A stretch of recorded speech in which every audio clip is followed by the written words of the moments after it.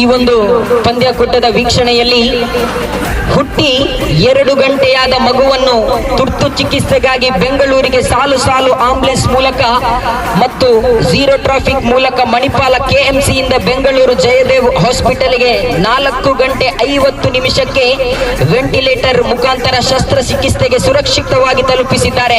ಮಾತ್ರವಲ್ಲ, ಅದೆಷ್ಟೋ ಜೀವವನ್ನು ಉಳಿಸಿದಂತಹ ಓರ್ವ ಚಾಲಕ, ಅದೇ ರೀತಿ ಎಷ್ಟು ಜೀವಗಳನ್ನು ಉಳಿಸಿದ ಶಂಸುದ್ದೀನ್ ಈ ಒಂದು ಪಂದ್ಯಕೂಟದ ವೀಕ್ಷಣೆಯಲ್ಲಿದ್ದೀರಾ.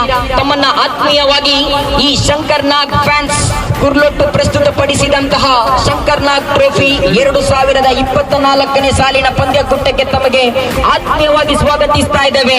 ಜೋರಾದ ಚಪ್ಪಾಳೆಯನ್ನು ಕೊಟ್ಟು ಬಿಡಿ ಕ್ರೀಡಾಭಿಮಾನಿಗಳೇ, ಗಟ್ಟಿ ಆತ್ಮೀಯವಾಗಿ ಸ್ವಾಗತಿಸ್ತಾ ಇದ್ದೇವೆ.